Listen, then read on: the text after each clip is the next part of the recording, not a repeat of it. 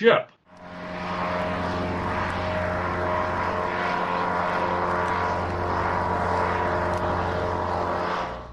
Hey, greetings, loyal airmen, and welcome to the Airship 27 podcast, episode number 59. As ever, I'm your co-host, Captain Ron Fortier, and joining me, as always, manning the engines and keeping things running, Chief Engineer Rob Davis. How you doing, Rob? I'm doing good. I'm thinking I'm coming down with a cold, but let's fingers crossed that I got a runny nose. I hope that's all it becomes, but we'll see. Nip it in the bud. Nip it in the bud. Yeah, Yeah. vitamin Okay. C, So what's up with sleep. you? Anything happening with you? What's not happening? Okay, we survived. We survived the holidays. Hallelujah. We all had great Christmases and wonderful New Years. Okay, why don't you take the first agenda? New Pulp Factory Group Store. Well, wait a minute. Don't we have something we need to do first? Yeah. This month's jokes. Yeah. Continuing with our practice of giving you loyal airmen 2 new jokes on every show, we'll kick off this month with me going first. Let him have it, buddy. So this is one of the things we do every episode. So here we are. Okay, early morning, New Year's Day, 2 police officers saw this elderly woman walking down the street. She was kind of stumbling down the street, so they stopped her, and they could tell she'd had far too much to drink. Instead of taking her to jail, they decided to just drive her home. They load her into the police cruiser, and one of the officers gets in the back with the drunk woman. As they drive through the streets, they keep asking the woman where she lives. All she would say as she stroked the officer's arm is, "You're passionate." They drove a while longer and asked again. Again, the same response as she stroked his arm. "You're passionate." Stopped the car and said to the woman, "Look, we've driven around this city for 2 hours and you still haven't told us where you live." She replied, "I keep trying to tell you. You're passionate."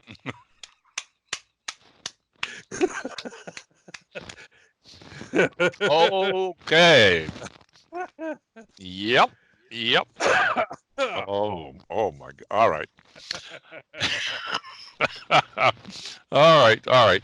I can smell that one across the other, my friend. Yeah, okay. I usually try to do one that's on topic here. Yeah. So You're gonna have right. And so season, yeah. nice way to kick us off. And like I said, for all you loyal airmen out there, mine's going to be waiting for you at the end of the show. Oh, no. Oh, I can't hardly wait. I can hear you. All right. You want me to take the next one after you just finish? Let's see what's after that. What we released after, and then we'll probably, when we get to what we released, we'll go back and forth. You'll do one, I'll do the next. Right. I can go ahead and take this one too, if you want. Okay, go ahead. All right. The new Pulp Factory group soars. In our last episode, we reported how Yahoo had summarily ended the Pulp Factory board, which had been around for a decade, as a gathering place for all pulp fans. To keep the group together, we went to Facebook and started a page called the Pulp Factory Group and began beating the drum to let all our colleagues from the old Yahoo group know we were still around. Within a day, people started signing on to the page, lots of them from the old group, and then many more new folks who became aware of our group for the very first time. We are happy to report that in 2 weeks' time, we have had 216 members join, and that number continues to grow. It is also a very active group, and every day, lots of very creative people post what they're doing in the world of new pulp fiction. If you haven't joined up yet, and you're listening to this podcast, you're interested in this kind of stuff, what are you waiting for? Consider this your invitation to join. Yeah, I'm very, very happy with the reaction to the new Pulp group on Facebook, and as we just read in the agenda, people are not holding back posting. Lots. I mean, there's some good stuff. that I wasn't even aware of myself. Okay. And like I said, a lot of our colleagues are there. I'm happy to announce. And you know what? Let me, an addendum to that is I created the page and I put it up. But in the last week, to share the duties and responsibilities of running that kind of a page, especially if we're going to start having membership into the hundreds now. All right. Yeah. Uh, I went and asked Rob to be a co-administrator to the page, which he happily signed on. And then this week, I went and recruited 4 moderators. Okay. All right, Yeah. which are Van Plexico, Cool. Gordon Yeah. Demowski, Right. Derek Ferguson, Okay. and Very and, good. and Tommy Hancock. Well, there you go. So it's pretty, yeah, new all pulpsters right, all extraordinaire. very, very talented new pulpsters, believe me, Oh, you all bet. award-winning writers and editors. So hopefully they're going to help us, to guide this ship as it goes along. Cool. All Cool. right. So now we're going to get some fun here, okay?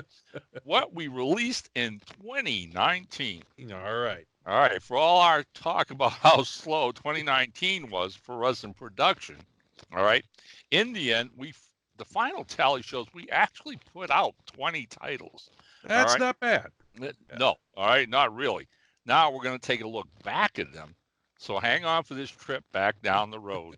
That was 2019. We did this in January of 2019. It was the first time a retrospective looking back on what we produced.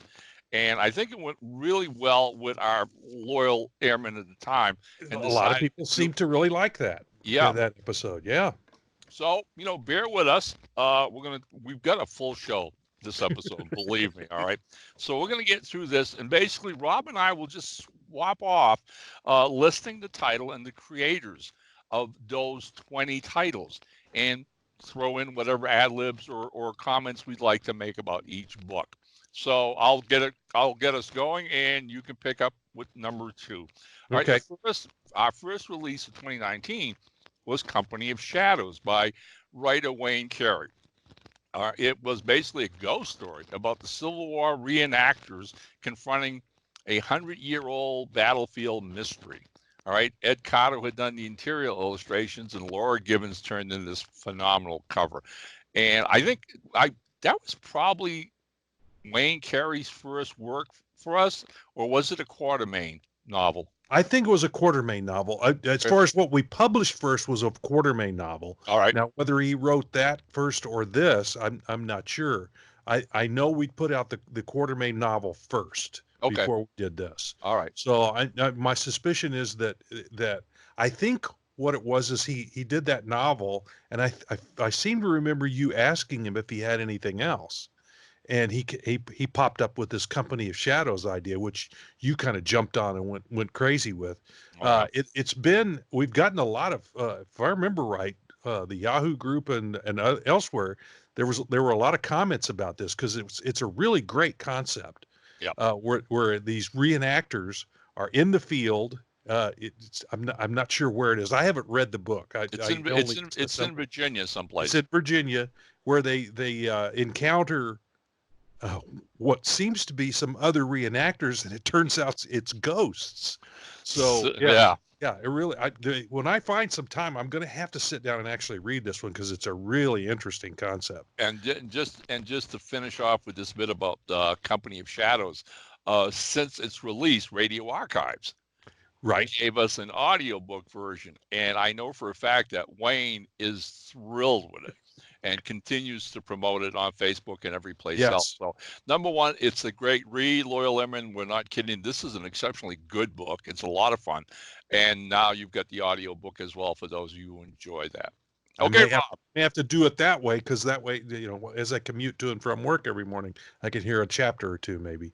Okay, so number 2 on the list of what we did last year, what we published last year, is Code Name Intrepid by Robert J. Mendenhall. It contains 5 tales of a special military force operating before World War II. Interiors were done by James Lyle, and the cover by the exceptional Ted Hammond. His covers are always knocked out of the park. We're lucky to have a good number of people who do just spectacular covers for us. You mentioned Laura Gibbons on the previous one, which Yeah, she knocked it out of the park with that one as well. Very ghostly, interesting stuff. Yep. And and then Codename Intrepid, that's another one that's also an audio book already. So exactly. Yeah, yep. trust me, Tom Brown and Radio Archives aren't letting any more. He's almost caught up with us, I think. Yeah, he's getting close. But Yeah. this is a great old fashioned pulp. All right, it's a team kind of adventure, and it is a lot of fun. And it's Mendenhall's first work for us at Airship 27, and by all means, I hope it's not his last, because I enjoyed this book a great deal. It was a lot of fun to put it out. All right, so then what do we have? Lo and behold, but Sherlock Holmes Mysteries by I.A. Watson. This is our second collection of stories by Watson, culled from our popular Sherlock Holmes Consulting Detective series, and features the stories that appeared in Volume 7 through Volume 12, plus a bonus news story as yet unpublished. As with the previous collection, this is a Kindle-only title. Rob provided us with a new cover. And this was something that we had talked about a few years before, about the fact that Ian has had a story in every single issue of our best-selling Sherlock Holmes Consulting Detective. Yep. And the idea of putting them all together as a Kindle book was just fitting. It was just right to do for Ian. And surprise, surprise, that first volume went through the roof. And now Volume 2 is doing the exact same thing. I mean, Yep. Yeah. Of all the writers that we have in our stable here at Airship 27, Ian Watson is by far one of the strongest writers we have and one of the most prolific. So we're happy to have him on board. And we tease and kid, but the last volume, Sherlock Holmes Consultant Detective, was volume 15, and Ian's already sent me stories for volume 16, 17, and 18. So we have to catch up with Ian. There you go. All right, so what was next? All right, number 4, Marty Quaid, Private Eye, Volume 1, the series. Pulp Private Eye, who appeared in 10 Detective Aces. It features stories by Gordon Demowski, Chris Bell, Eugene Moyers. It's spelled wrong. I got it wrong. I spelled it Eugene wrong. Moyers. Typo. Yeah, blame me, Gene. Blame me. And Michael Black. Artist Brian Lohner provides the interior illustrations with a Rob Davis cover. I know that guy. And the logo, I tried to kind of copy the way the old 10 Detective Aces covers were. They had 2 diamond-shaped things on either side of the logo, and so I tried to kind of recreate that old logo with that. And I hope I was pretty successful. It looks very authentic, like something that had been on a kiosk rack back in the 1940s or whatever.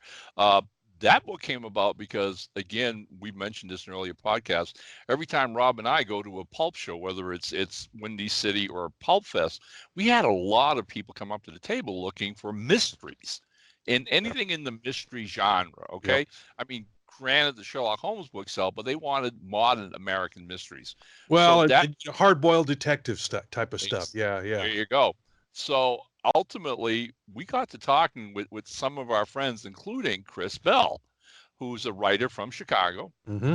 And one day I asked Chris, I said, do me a favor, hunt up, do a little research in the old classic pulps and see if you can find a little known, all right, pulp series, a Private Eye series. And sure enough, within a couple months, he emails me about this actual series, Marty Quaid series, that appeared in, as Rob said, 10 Detective Aces. He went even a step further and wrote a short Bible about who the character was. We put it up on the boards for the Airship 27 writers. These guys volunteered, and there was Marty Quaid, Private Eye, Volume 1. Hopefully, if there's continued interest, we'd like nothing better than do a Volume 2. So there you go. Keeping the old classics alive. All right. Speaking of. Yeah. Sherlock Holmes, number 5, Sherlock Holmes Consulting Detective, Volume 13. Now, this volume of our best-selling series features stories by I.A. Watson, S. Subramanian, Fred Adams Jr., and Dexter Fabi. Michael Youngblood provided the beautiful cover, which is an homage to Sidney Paget, the artist who drew all the illustrations for the Doyle stories in the Strand magazine. And Rob whipped up another bunch of gorgeous, really great interior illustrations. And as ever, it sold through the roof the second we had it out. Yeah, we just recently we got the fourth quarter numbers in, and as usual, Sherlock Holmes is one of the top selling books that we have out there. 13, and then and even the older numbers are still selling well. Oh, I noticed number one still sells really really well. Some of the others drop off a little bit, and then they pick up. It's there. We sell some every quarter. There's a good number of them every quarter. yeah, Rob So and I always make sure to bring that number one to conventions. It's the first of the series. Okay, you don't have to have them all. You don't have to no, buy them but in order. But obviously, if you're going to start a new series, and it's definitely representative, I think, Rob, of what we do with Sherlock Holmes, yeah. i.e., in that our direction to our writers is that they give us classic Conan Doyle stories with no Hmm. fantasy elements or supernatural elements or whatever. So if you want to get a taste of what our consulting detective series is all about, pick up number one. And it's pretty much, again, like I said, a barometer of how these stories are done for our books and another reason why they sell so well. Okay, yeah, and number six is a revival of an old character, Bulldog Drummond, on Poisoned Ground by the prolific I.A. Watson. Well, we finally released our top secret project. We were talking about it for months and months. A brand new modern day Bulldog Drummond. If you are not familiar with this early hero from the 1920s, do yourselves a favor and go check him out on Wikipedia. Drummond was the gentleman adventurer who paved the way for the likes of the Saint, the Falcon, and so many more. I would imagine James Bond kind of falls in there too. Uh, and so many more, to include James Bond. Now, writer I.A. Watson and Yours I truly. have we modern version, and this, yeah, that guy. It envisioned a modern version, and the first adventure is wall to wall action. Howard Simpson provides the interior illustrations, and Ted Hammond an amazing cover. Again, no, we did put together a Bible, which we will send to any interested writers. Yeah. It's a modern updating of the character. And Ron, you can probably explain why we actually updated this character, even Right. though that's R- normally I, not what we do with the pulp characters that we revive. right. Part of our own, reason for being and bringing back classic pulp characters. Rob and I, at the offset of creating Airship 27, both agree we wouldn't change the characters. We would have writers do them the way they appeared. Now, of course, that causes some problem, all right, as to how society was back in the 20s, 30s, and 40s, all Yeah, right. And some of our writers have come back to us and mentioned things like sexism and racism, and being predominant in the cultures of the time. And how do we deal with this? And for the most part, my answer to them was, when dealing with other pulp heroes from the 30s and 40s, was pretty much, well, don't ignore it. By all means, yeah, history is history, okay? But try to make your hero much more intelligent and sympathetic and understanding, because that's what makes him a hero. He right. doesn't have to follow the norm, all right, of this ignorant bigotry that's around him. He's the guy who's trying to be better. He's trying to make other people like himself, and that's why he's a hero. Now, with Bulldog Drummond, we go back, like I said, to the early 30s. This series, Rob, was created by a World War One British veteran, and it is rife with that old culture clash in England Yeah, of the aristocrats and the upper crust or whatever, snubbing their noses at not only people of color and minority races, but even their own lower caste people. And the Bulldog Drummonds is the good old boys club. All right. And sure, they're all heroes and they all do this great action stuff.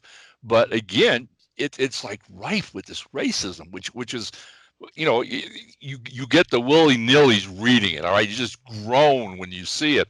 So wanting to bring back the core action hero, the gentleman adventure, we realized we couldn't do the authentic 20s.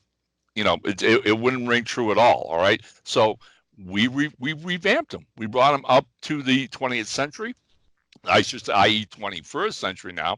We made him another military veteran, only this time from Afghanistan, Iraq, and those corners of the world. We brought on the same team he had, but we've given them all new modern careers. And we've even brought in an African-American member of the team, all right? So Ian Watson being, this brilliant writer that Rob and I just talked about, research, he knew Bulldog Drummond inside out, and it was a ball working with him for just about a month, going over all the characters and how we wanted to bring them up into the 21st century and use them. And then it was time to let Ian go to work. And Rob's already read a couple of the opening chapters. When I read that script, I about fell on my backside. It is easily one of the best things Ian's ever done. Action packed. It doesn't stop. You just keep turning pages. And Yep. this is a great Bulldog Drummond. Believe me, Ian's already finished a second. And this isn't so much a novel as a collection of 3 shorter adventures that make up a book. And it's called, the subtitle is Bulldog Drummond Disaster Zone. Disaster zones. Yep. All right. Yep. We've edited it. We've had it proofread. And what's happening right now is, I'm trying to think, Howard has finished the illustrations, stayed on the team with us. So the only thing we're left waiting for is the cover, which this time is being done for us by Chris Routing. Rob did some breakdown mock-ups, and Chris is doing the final cover. So I'm kind of hoping by the time even this podcast airs, we should have our second book of 2020 out. Yeah, it's likely to be that book. Yep. Yeah. That's likely to be our number 2. Okay. All right. Okay, Yeah. number 7, your turn. Okay. All right. I just did. That's all right. You did a long monologue there. Fred Adams Jr., pulp writer. In the past 5 years, Fred Adams Jr. has become Airship 27 Productions' most prolific writer. He and Ian Watson are batting it across the ping pong table, creating 6 ongoing series for us with a 7th on the way. This volume contains 1 story each from those 6 series. Rob Davis, that's me, provides both the interior illustrations and the cover. If you're unfamiliar with Fred's amazing work, now is your chance to get a really great sampling all in 1 volume. And as usual, I don't read all of our books. I design all of them, but I don't read them all. But of course, the ones I illustrate, I have to read them because I want to make sure that the illustration fits in with what's in the story. And I read 6 completely different stories. They're told with different feels in the narration. It's just amazing how what kind of writer Fred Adams is. Each one of them is an individual, has an individual feel to it. It's hard to describe. Once you read it, you'll get it. But each character's course is different. But the narration of each is a little bit different too. You get a different feel in each one of these. So a lot of fun. This book was a lot of fun to read. Right. Our hope was that if any of you were reading one of these 6 series, by picking up the sampler, you would be introduced to the other 5 and might want to go check those out as well. So it's worked out really well. And I know Fred loves having the book at conventions and signing appearances when he does, because again, he's got all these series on the table. Sometimes his customers and fan base are a little leery about this book or that book. Which one do I pick? Well, here's a sampler. Try this and you'll see which one you like. There you go. Exactly. All right. Yep. And so number 8 for 2019, we brought back, all right, by far the most beautiful, sexy, masked Avenger of them all, Domino Lady 3.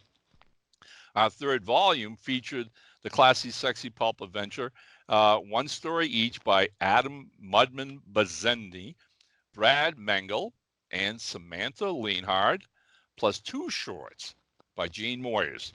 Interior illustrations by James Lyle, and a cover by Ted Hammond. Now, both James and Ted have been the recurring art team on Mhm. our Domino Ladies Yep. series. And I think one of the reasons why the books sell as well as they do, never mind, you've got one hot babe at the middle of all this action. And I got to tell you, one of the things that I loved about this volume, and we had talked about it during the show, is that the same Fred Adams that we were just talking about does a lot of lecturing at various colleges. And he had done a lecture at Chapel Hill in Pennsylvania, Okay. and to talk about new pulp fiction. And by the time he was done, he gave Airship 27 some really nice shout outs, but he talked about the entire field from the history of pulps to what we're doing today. And after he was all done, this young lady walked up to him and said she was so curious about all this that maybe it was something she'd like to write. So God bless Fred, he sent Samantha to me and we started corresponding. And the result was this story. And she's already finished a second story for us, which will be appearing in Pulp Mythology Volume 2. It's a Oh, Hercules story. All right. right, right, And right. recently, I just got another email from her basically saying she has another Domino Lady tale in the wings. So Excellent. Excellent. welcome, Samantha. All right. Cool, cool, cool. All Okay. right. Go for number 9, buddy. All right, and we're back to Fred Adams Jr. again. This is number 9, Ike Mars, and it, Ike Mars' Bloody Key is the name of the novel. This is the first in a new series by the super prolific Mr. Adams. This one centers on a Pittsburgh PI who, having been zapped twice by lightning, can now mold his face to look like other people. Artist James McFarland did the interiors, his first assignment for us, and again, Rob Davis did up the cover to look like a 1970s paperback. Yep. Yep. So there you go. A fun book. The whole concept. It's just, again, Fred's voice changes from series to series, but he does when he writes about Pittsburgh or any Pennsylvania. That's his home turf. Yep. So He he's knows very, very familiar with it. right And- right what you know, and he knows that area. Yep. right. So the background becomes a secondary character to the entire plot, and it's very authentic the way he does it. All right. Number 10, Barry Baskerville and the Buried Treasure. This is the sixth in our children's book series starring the boy detective Barry Baskerville. Yep. Created and written by former college professor Richard Kellogg and illustrated by my good friend artist Gary Carter.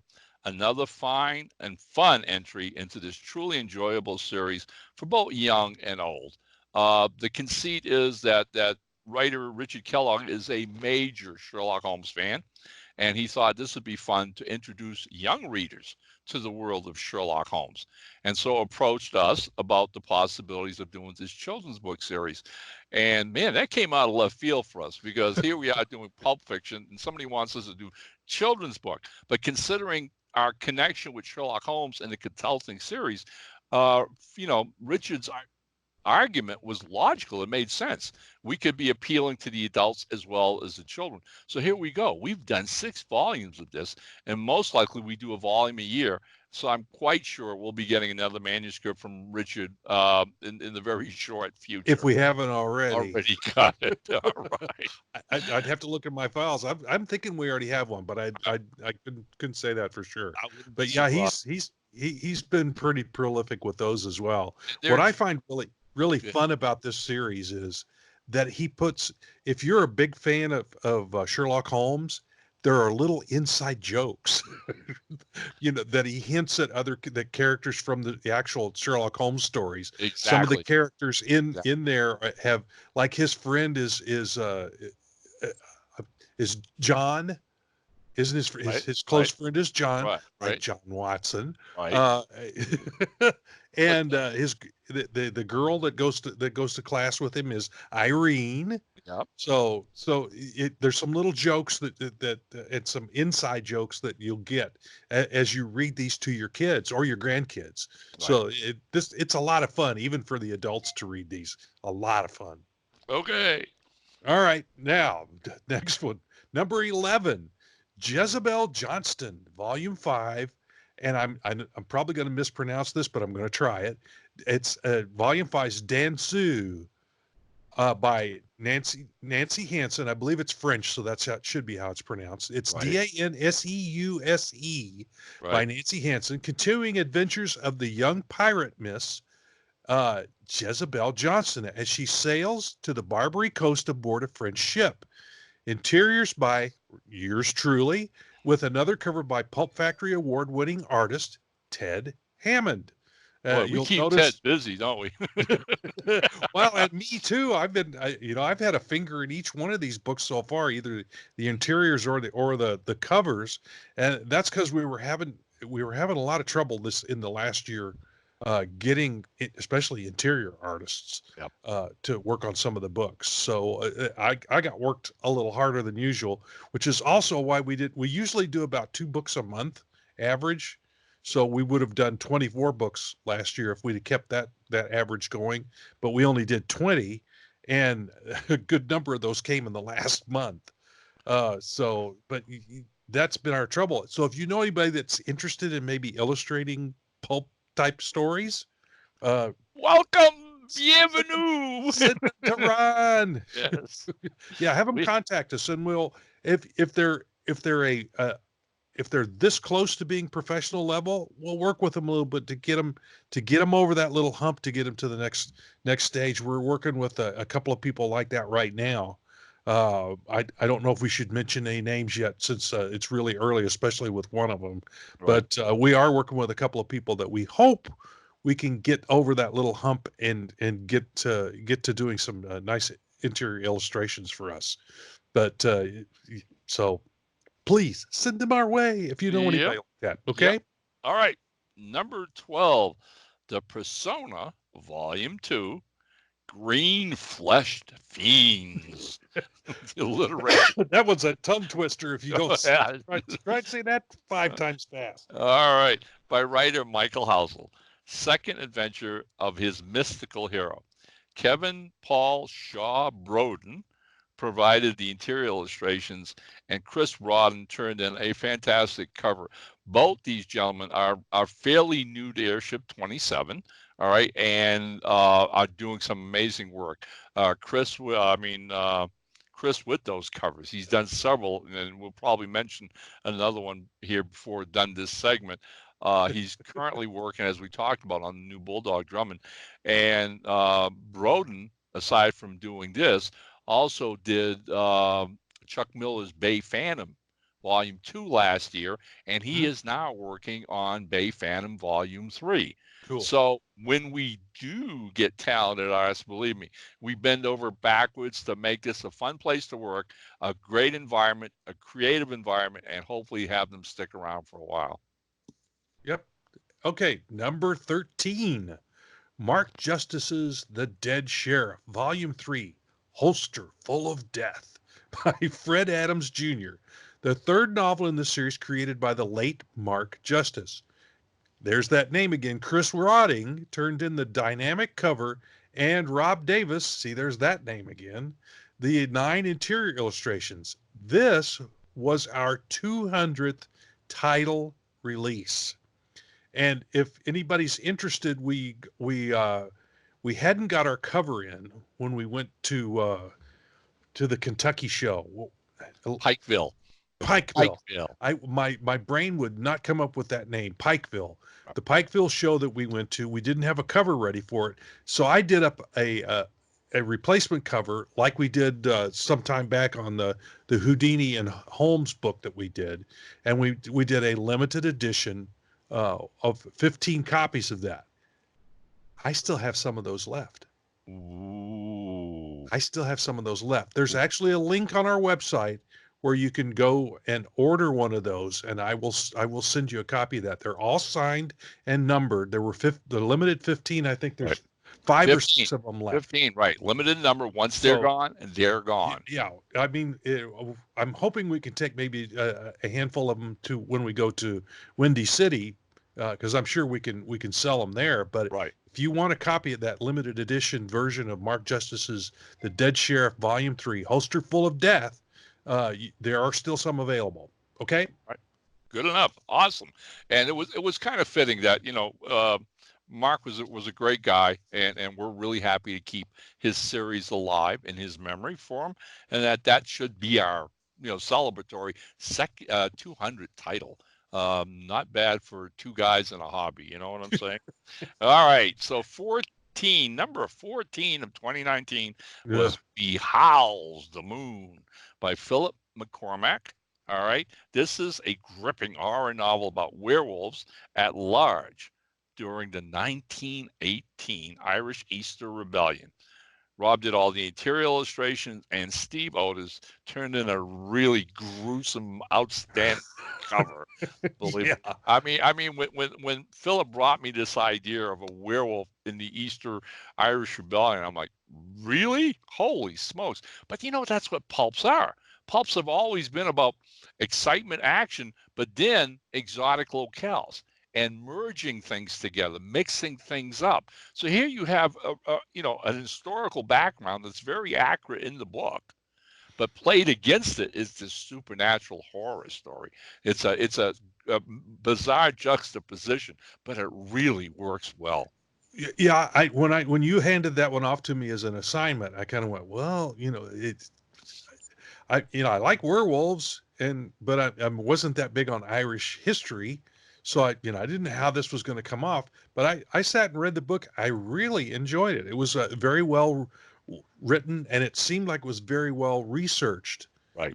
book. And of Yep. course, he had to put a couple of historic characters in there, so I had to make sure that they looked proper. So I had to look them up as well. Yeah. But it was a lot of fun to read. It's different from most anything else that we do because it's got that actual historic part to it. But it, with werewolves in it, It's that's right up still Pulp's pulp. out. It's That's still right up Pulp's alley. Oh yeah, totally. All Okay, right. number 15. Oh, scroll there. Whoop, there it is. The Death of Robin Hood, a Kindle only short story by Ian Watson that puts a finale to this tremendous Robin Hood saga that he's written. I provided the cover and 3 new black and white illustrations. This story will eventually see print in the forthcoming Robin Hood omnibus, which we'll mention a little later. But uh, uh, that's again, this is the culmination of the whole story. A lot of you do comic books, and it seems like they go on and on and on and on and on. But the old legendary stories, they actually had a beginning, middle, and an end. It's kind of like the Norse mythology. You have Ragnarok, where all the gods die. So there's a beginning, a middle, and an end to the story. And this is the end of the Robin Hood story. And as usual, Ian comes in and puts his little modern kind of twist to the whole thing. It's still set obviously back in those days, but some of the psychology of the characters and some of the banter in it is very modern feeling. So it's a real fun another one, a fun book to read.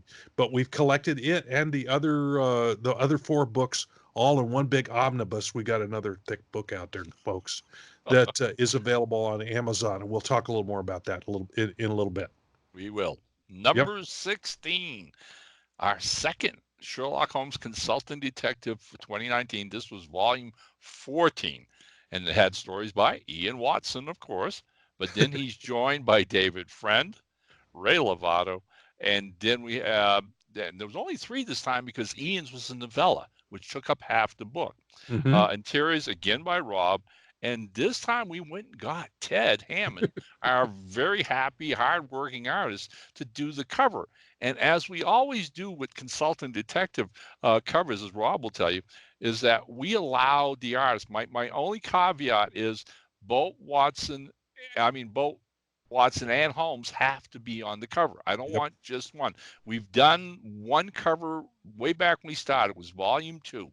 We had Holmes looking at a beaker, Right. the fog looking like a And dead stone. there's one other, I forget which volume it is, where he's sitting in a chair by himself. I don't think Right, Watson's in that one right, either. right. So So there's those, only like 2 of them that only have Watson or only have right. Holmes on the cover, but the Right. rest of them So we like to have both characters.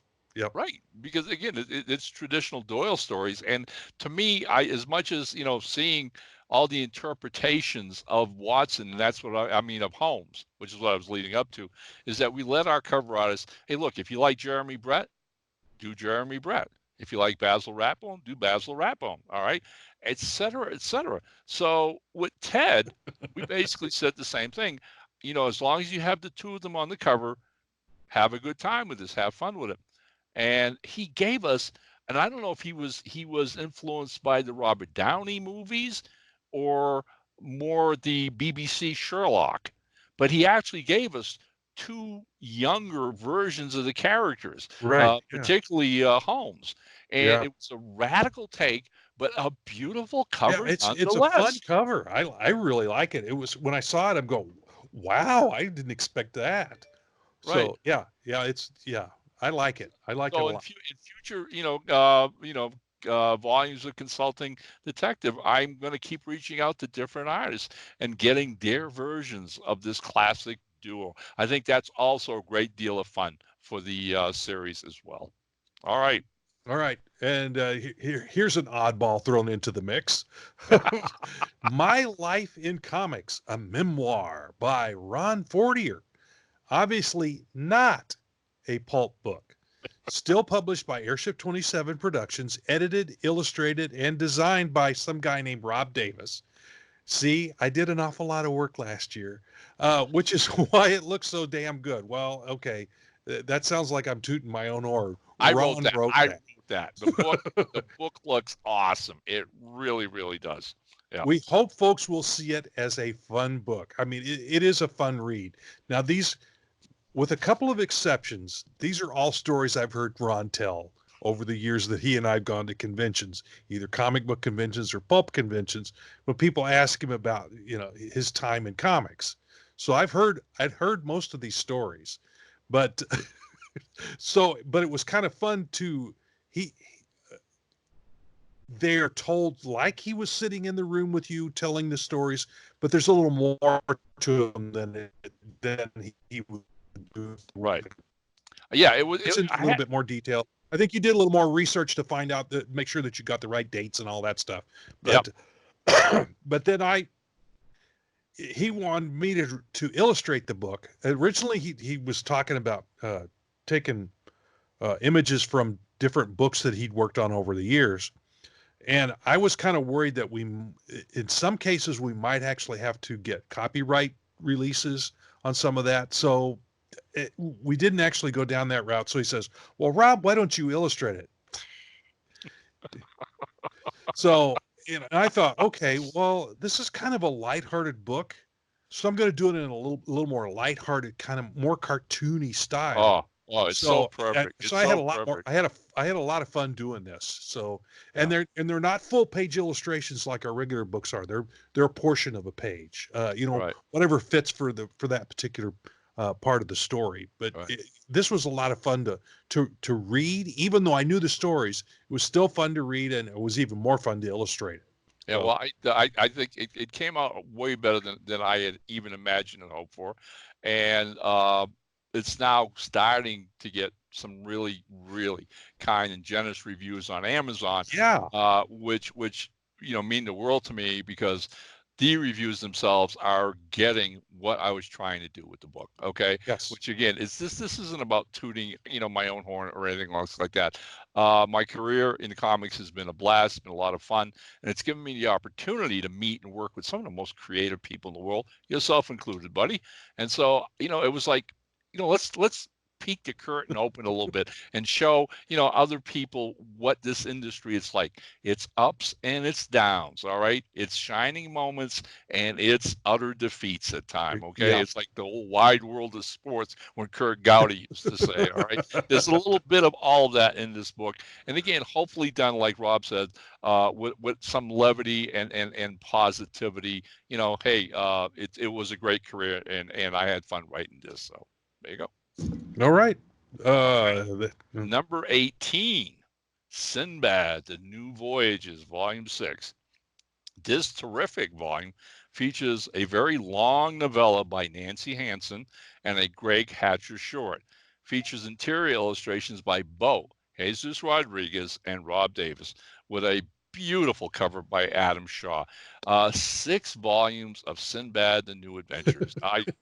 It boggles my mind, buddy.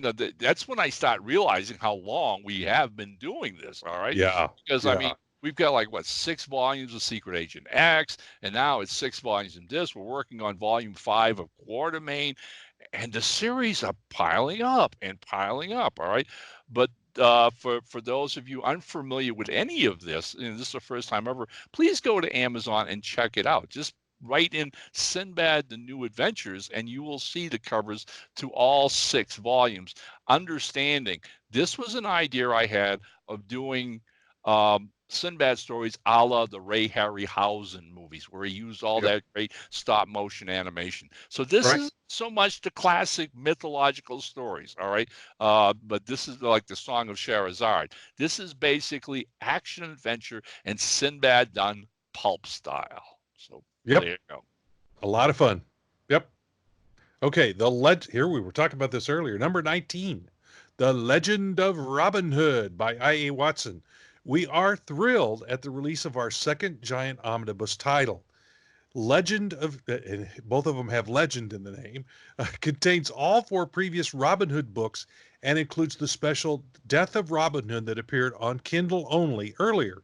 It has all of my illustrations, 50 plus illustrations. I didn't count them. I didn't know there were that many in there. But plus this new cover. This book is 660 pages. I love it. I love it. It's this thick. I love it. I It's love got it. to be that thick. Oh, But it's got everything in there. It's priced. I priced it to sell. I hope. oh, it's a Uh, bargain. It's a total yeah, it bargain. is a bargain for that many pages and that much fun. Yeah, I mean, honestly, you're going to pay a lot more if you buy them individually. There are 4 Yes. titles altogether, and you will pay considerably more than getting the omnibus edition. Yeah. Now all of the individual chapters are available on Kindle.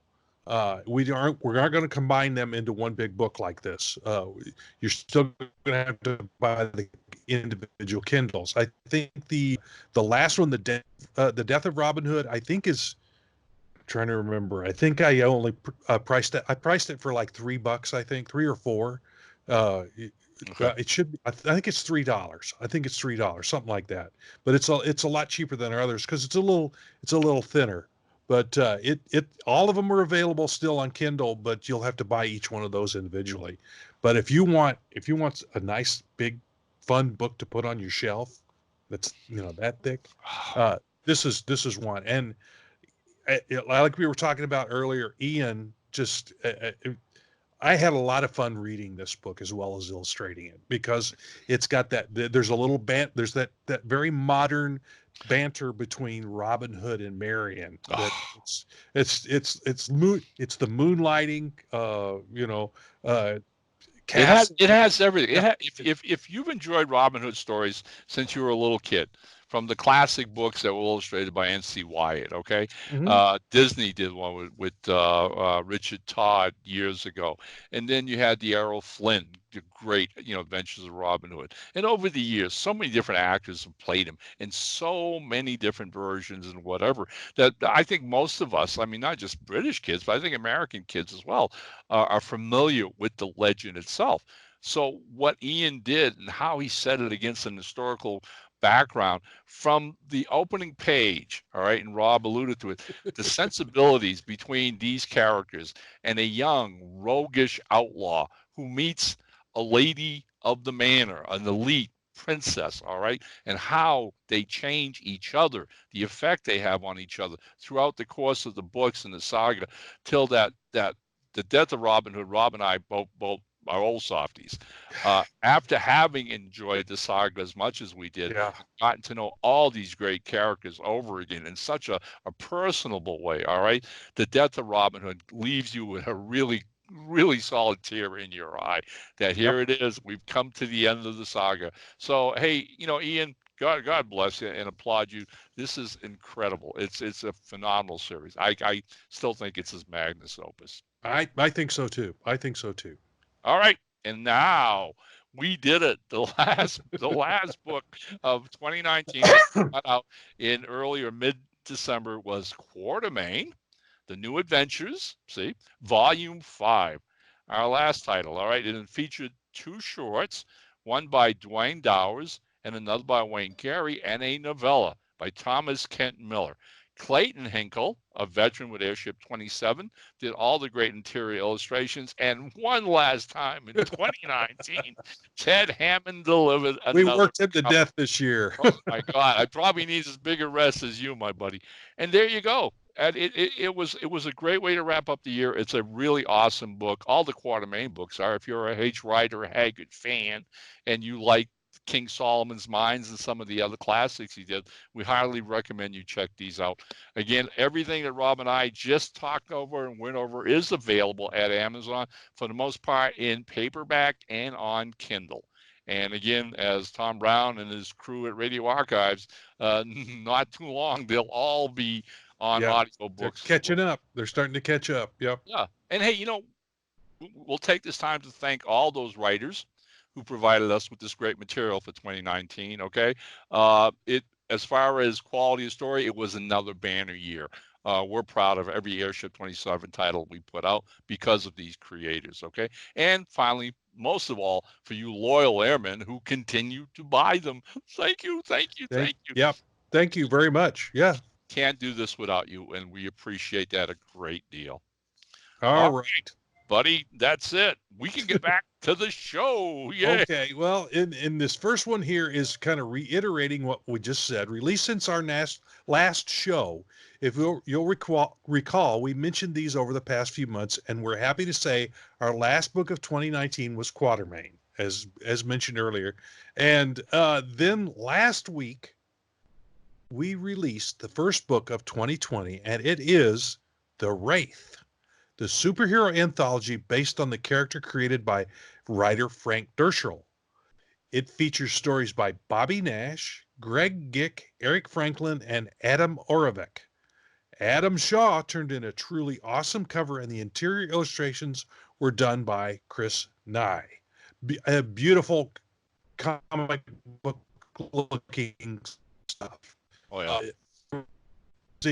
Each one of those come across the transom as he sent them in. They're very comic bookish.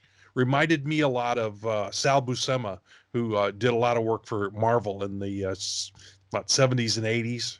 Yep. And into the 90s, I think. And someone else pointed out another artist that he looked at, and I'm blanking on the artist's name, but he was kind of a cross between Buscema and Jack Kirby. He had some of the sensibilities in both of those. But yeah, that's what this artwork looks like, is that stuff. That's 70s, 80s, 90s comic book stuff from Marvel. Really, really dynamic stuff. So, right.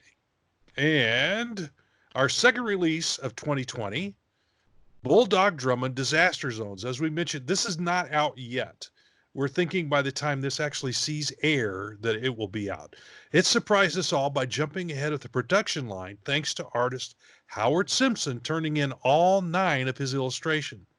This volume contains 3 adventures as written by, here's that name again, Ian Watson, I.A. Watson, the author who helped develop this modern version of the classic 1920s hero, as we mentioned earlier.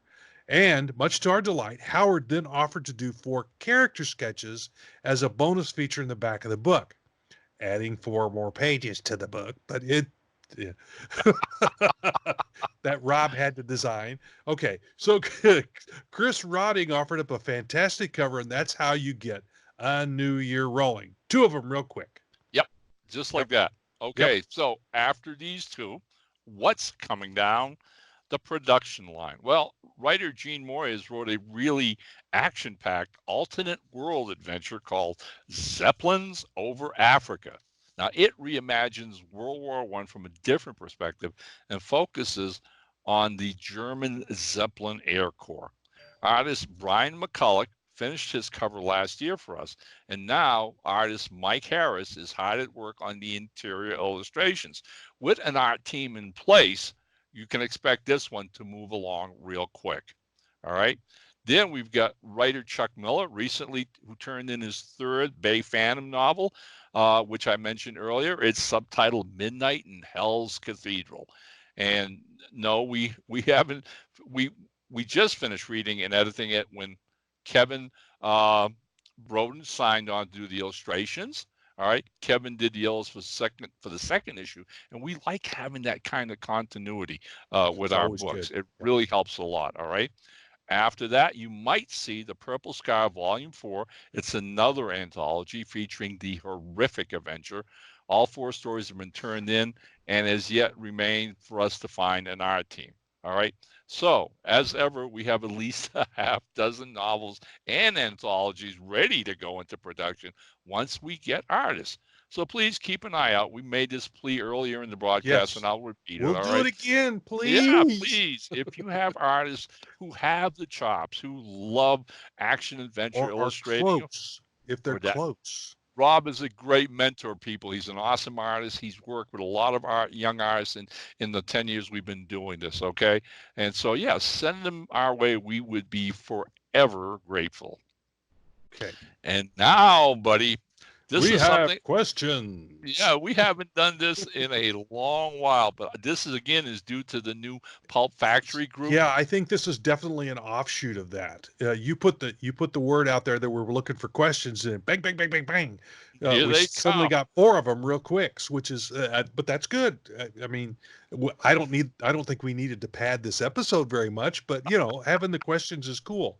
Yeah. It gives us a little bit different thing to talk about. So we have a question. We actually have 4, but Bob Dice, as I was from him. As I was watching the HBO series Watchmen, the question arose in my mind. How do Ron and Rob feel about having been ahead of the curve by publishing books about Bass Reeves before he showed up in a big way on that series?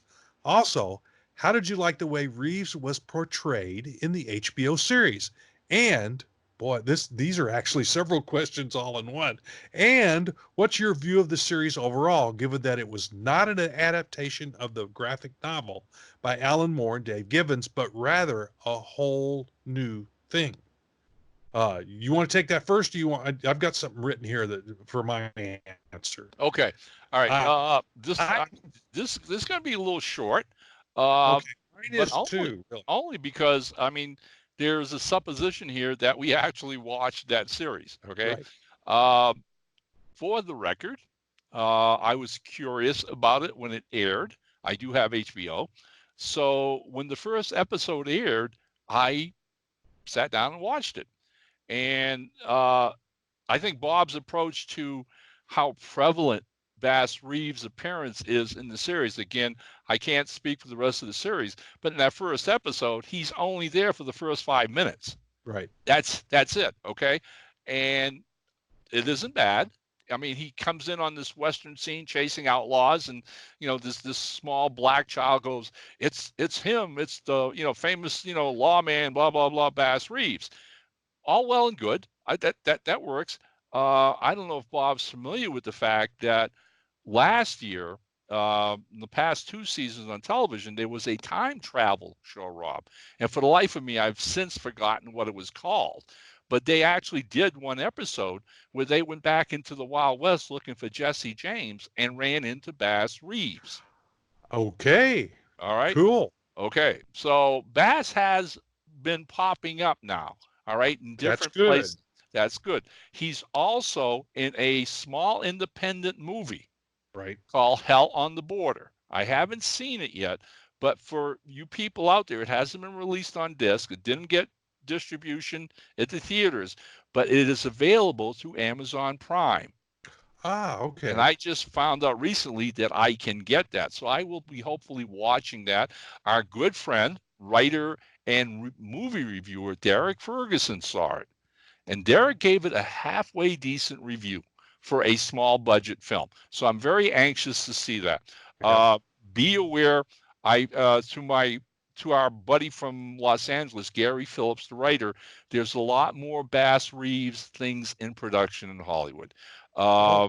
Yeah, and I think a lot of that is due in large part to people like Rob and myself in Airship 27 beating the drums about this character and his place in the history of the West. Okay, it was a grave injustice done over the years to whitewash, Western history, the Buffalo Soldiers and all the other black pioneers and their There were stories. lots of black cowboys, lots of them. Plenty. So, yeah. So again, I didn't mind seeing Bass Reeves in that first episode, and this is the end of my little comments about this. But I really, really was disappointed in episode 1 of Watchmen, and that was it. I never went back to a second episode or watched the rest of it. It was not my cup of tea. I could spend the next 30 minutes telling you why, but that's not what's important here. Okay. And then I've written down what I don't get HBO. So I've only seen bits and pieces of one episode when I was traveling and saw it on late night or on the cable TV that in the hotel room that I was staying in. So what I saw just looked weird to me of the Watchmen series. Now I did get to see the scene with Bass Reeves, and I thought that was pretty cool. It seemed like to me it was not set in reality. It was like a 1920s or 30s black and white movie, an early talkie version of it. Yep. So it didn't strike me as this was that we were actually talking about Bass Reeves himself. This seemed like a 1920s movie version of him.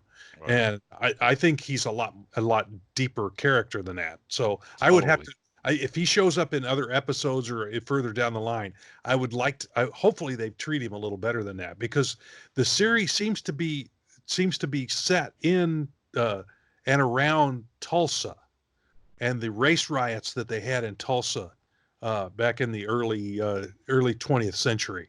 Mm. So, and that, at least that's what I've been reading about it. Yeah, so well, they showed that part of that after the Bass Reeves film clip. Right. That first episode, there is the riot scene. There's a huge race riot, a really nasty race riot in Tulsa, based during that era, and it did. Most people don't even realize that happened. It's not in any history books, and I've only heard about it because of the readings of, like I've done for Bass Reeves and similar things like that. I had heard about it, which is right next. You sometimes get little pieces of history from nearby states that you wouldn't get if you live on either coast or anything like that. Right. But as for like I said, as for Bass Reeves and his appearance, all I can say is it's about time. Can we get someone to do a big budget movie now, please? Please. Okay. We now know this is an interesting character. Somebody get a movie going, a big budget movie going. Yeah. There's got to be an actor out there, even a no-name guy might be really interesting, a no-name black actor to play him.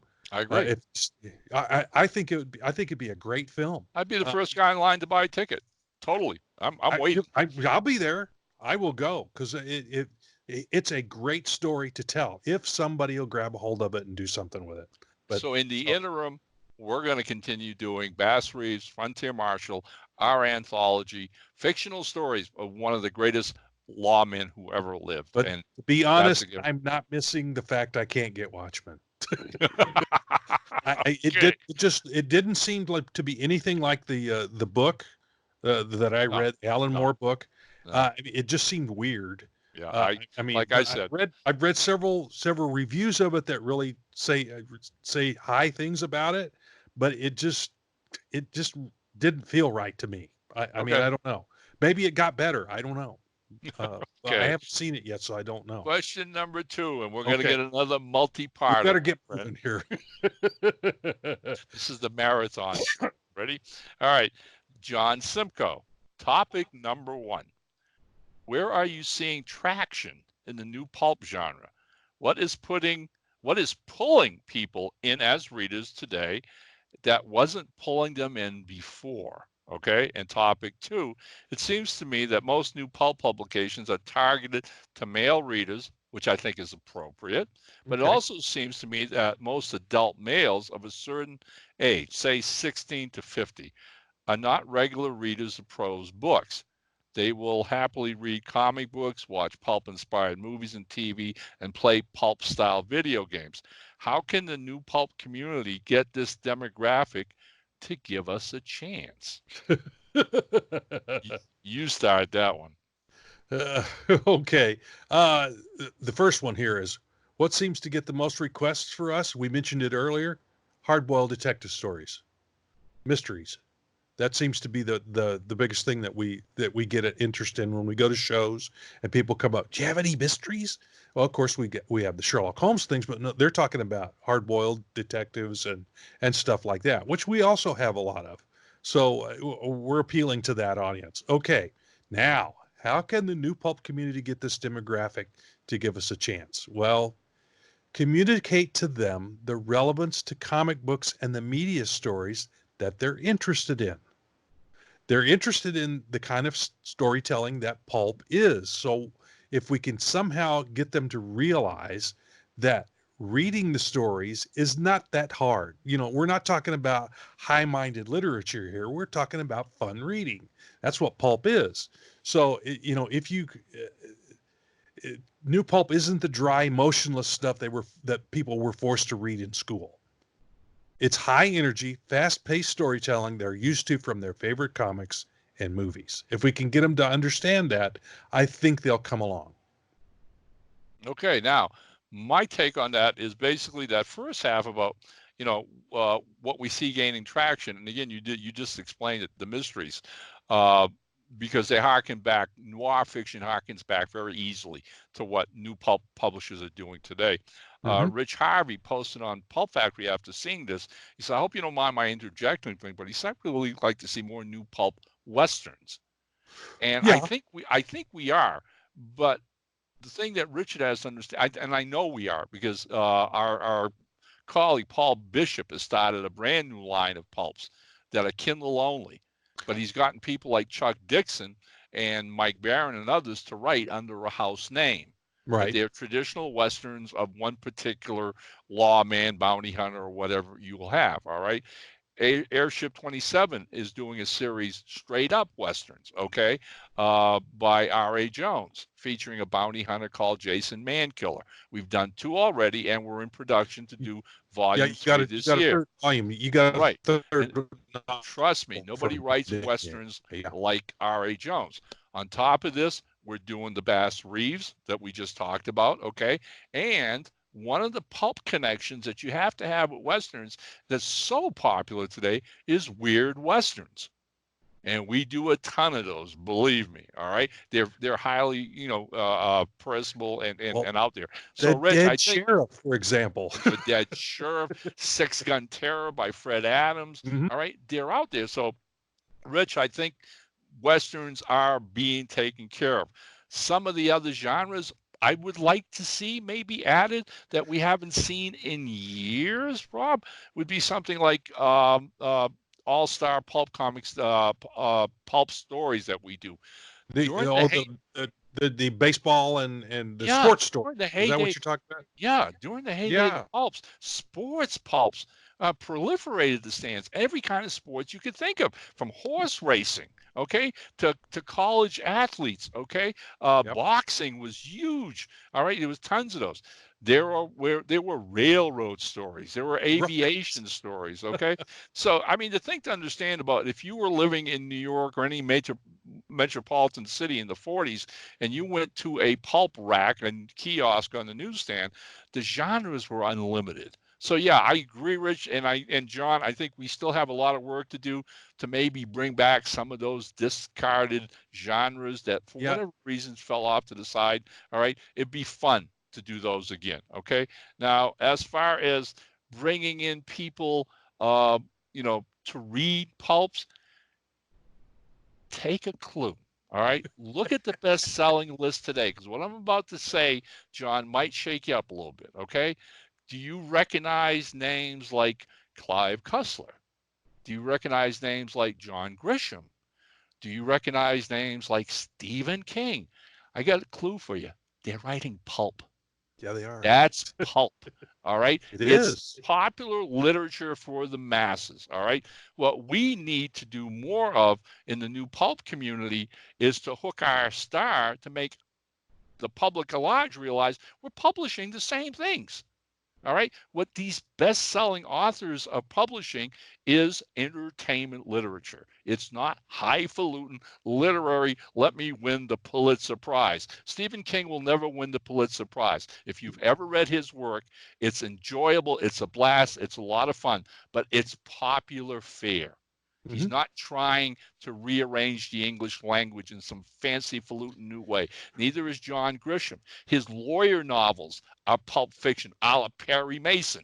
Yep. Okay, there you go. All right. Yep. So pulp fiction is alive and well in this country, not just in this little niche that we call, but even the major publishers depend on it to sell books. What's really funny to realize is once you say that, like Shakespeare, he was essentially doing popular fiction for the day. Right. His, Sherlock Holmes, but the Strand magazine. they've turned him into this, but he was trying to sell sandwiches and food at his theater. Oh, no.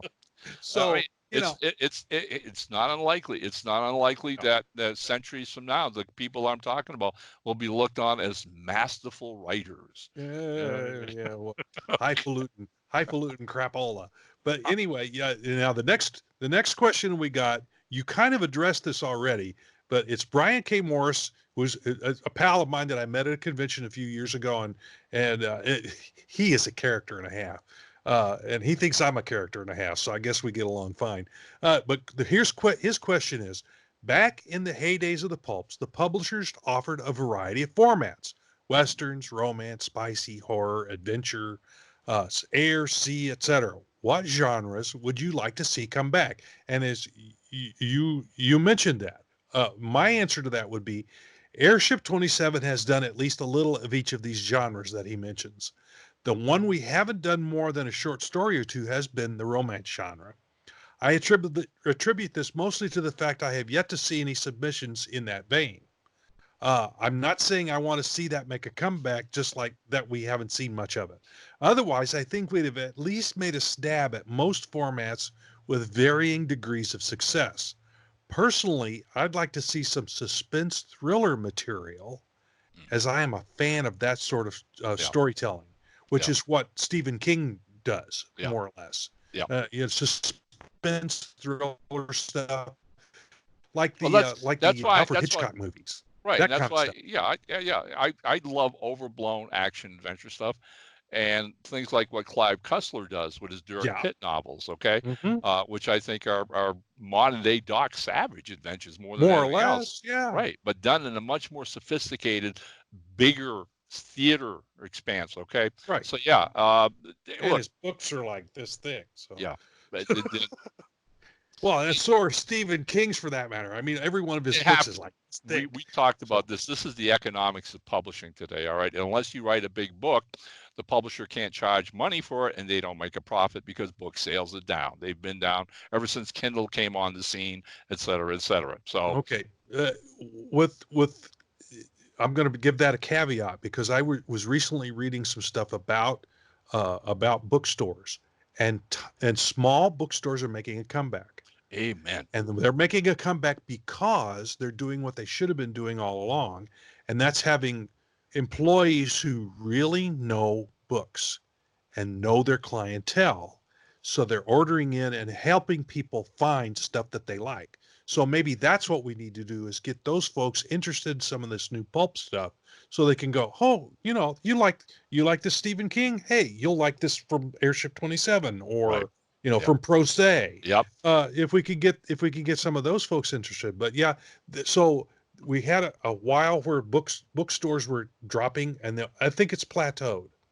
I think Kindle has reached its spot, because they aren't growing like crazy anymore. They've kind of plateaued, and I think they've kind of met in the middle.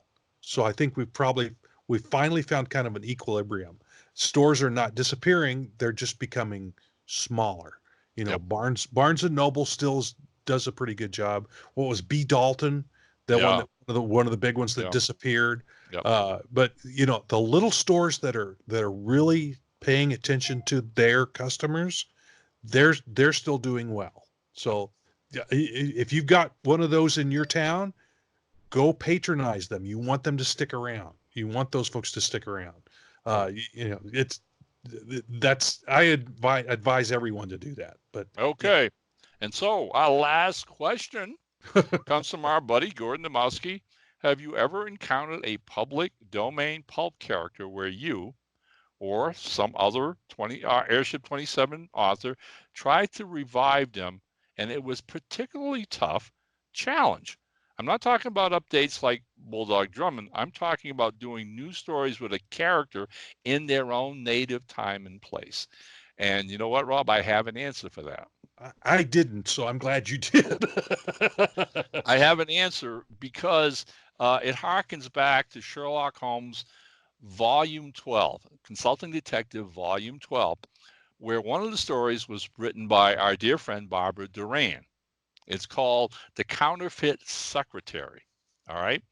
And as I was reading it, all right, in the adventure, Sherlock Holmes and Watson meet an American professor, all right, named Augustus Van Dusen, Right. and his reporter colleague, a young guy named Hatch, who writes his adventures. Mm-hmm. And so they have this adventure together. And it's brilliantly written by Barbara in that Watson will tell part of the story and then Right. she shifts to Hatch's voice and whatever. Okay. So as I'm reading it, Barbara had warned me that she was going to use another fictional pulp character. And I had never come across Van Dusen ever in my own search. Now, please understand, okay, during the heyday of the pulps, all right, and going back to the 20s, there were literally hundreds and hundreds of pulp characters out there, okay? I recently read and reviewed Jonathan Sweet's little book, okay? The Yeah. Beginner's Guide to Pulp Fiction Heroes, Villains, and Writers. And you Right. know what? There's a lot of new stuff in there I didn't know. Jonathan found other little known characters. Okay, so I finished reading Barbara's book, story. I edited it. We published it, and in the back, in her essay, she talks a little bit about Van Dusen. Okay, so here's what I learned because I was really intrigued. My thought as a publisher was, well, maybe we can bring him back. Maybe we can do some, Professor Van Dusen stories at Airship 27. All right. The kicker is, uh, it says Professor Van Dusen solves a variety of different mysteries with his friend and companion, Hutchinson Hatch, reporter for a fictional newspaper called the Daily New Yorker. He is known as the thinking machine, solving problems by the remorseless application of logic. The nickname that was given to him after his winning a match against a fictional chess champion of the day. He was able to win against the reigning champion, having only been taught the game in the morning before the match. All right. He has hundreds of honorary degrees and whatever. Okay. Uh, he was he was created by an American novelist named Jacques Futrelle. All right. And in the course of his career, Futrelle wrote 51 Van Dusen stories and one novel. Wow. True story. True story. Uh, Wow. and he met his end. He met his end on the Titanic. Futrelle and his wife had gone Oh, to England on a book signing tour. He was very ultimately successful. Van Dusen was quickly becoming the American Sherlock Holmes. They booked passage on the Titanic to come home. As we all know, the tragic ending of that story. Reporters still say to this day, as the lifeboats were being loaded, he was a first class passenger with a lot of the others there. The richer hoi polloi. And the kicker is he refused to get on the boat, rather putting his wife on board. Okay. And as the boat was being lowered, her last sights of her husband was him having a cigarette with John Jacob Astor standing on the deck. Okay. Uh, Over the years since his passing, a lot of his books have been reproduced uh, to the point where Harlan Ellison at one time actually did an anthology of 21 Van Dusen stories called The Thinking Machine, which he edited. It's available on Wow. Amazon. Okay. And very recently, as of a few years ago, one of our dear friends, mystery writer Max Allen Collins, did a series of historical mysteries. One of them, the Titanic murders, where actually there was a murder on the Titanic prior to it striking that iceberg, and Futrell and his wife become the real detectives that he wrote about. All right. Wow. Okay. Now, having discovered all of that, all right, as a publisher, I sat back and looked at this character. And what I also read, which I didn't, I just was that for whatever reason, I think Futrell wanted him not to be the matinee hero type. So basically, when he describes Van Dusen, he's a very short little man and Hmm. not at all appealing or attractive in any shape, way, or whatever.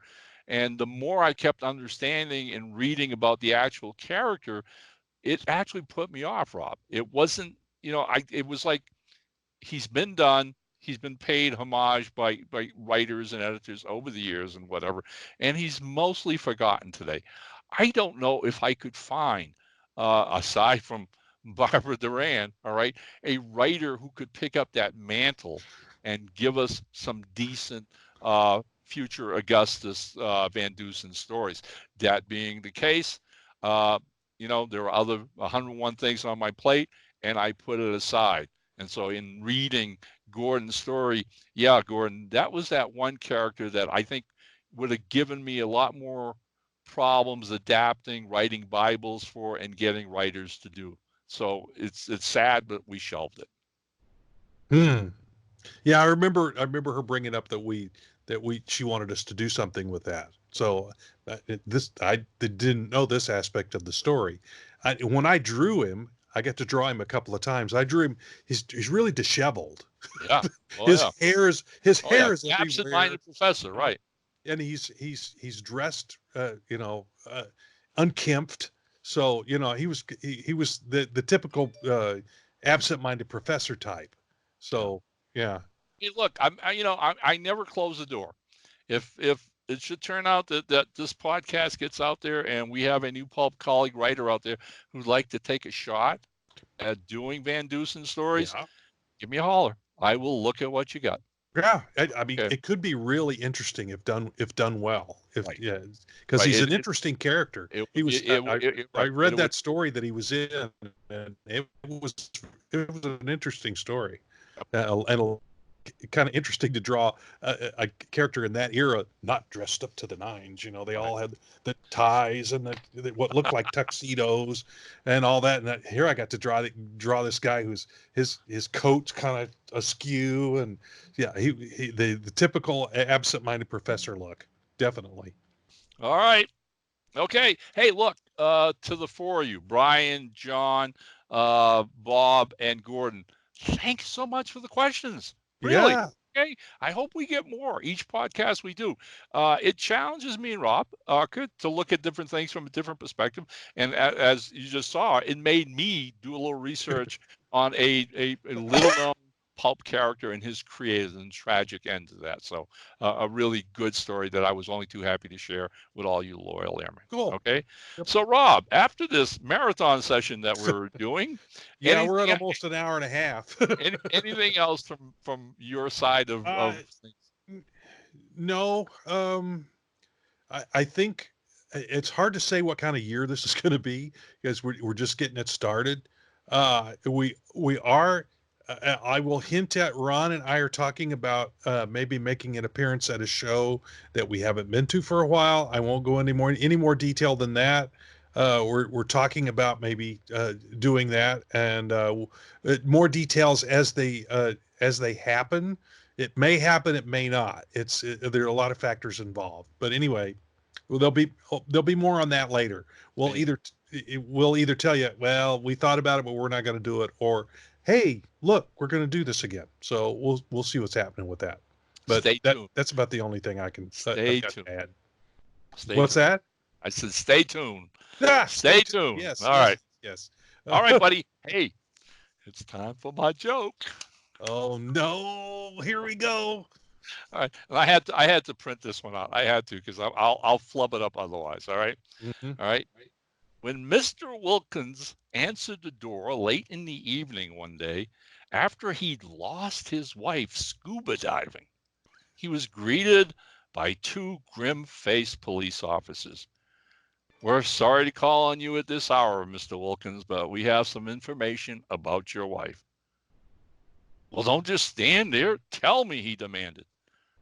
The police officer says, well, some of the news is bad news, some pretty good news, and some really great news. Which would you like to hear first? Fearing the worst, Mr. Wilkins says, well, give me the bad news first. So the policeman said, I'm sorry to tell you, sir, but we found your wife's body this morning in San Francisco Bay. Oh, my God, Mr. Wilkins says, overcome by emotion. Then remembering what the police officer said, well, what's the good news? Well, the policeman said, when they pulled her up out of the water, she had 2 5-pound lobsters and a dozen good-sized Alaskan king crabs on her. Huh? So what's the great news? The policeman smiled and licked his lips. We're going to pull her up again tomorrow morning.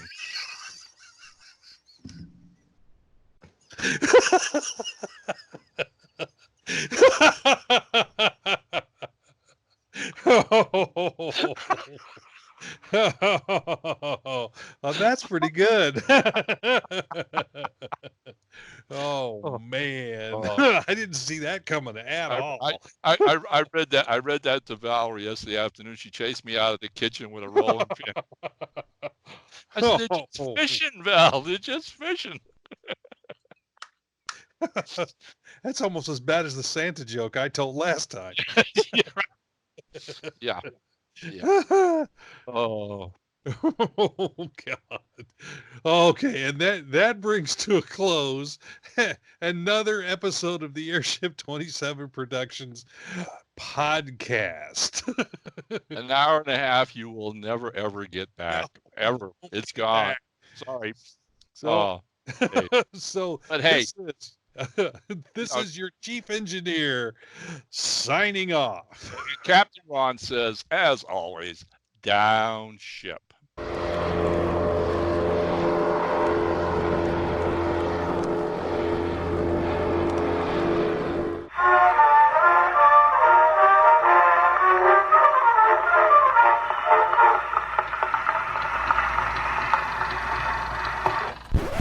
This has been a Gonzo Goose production.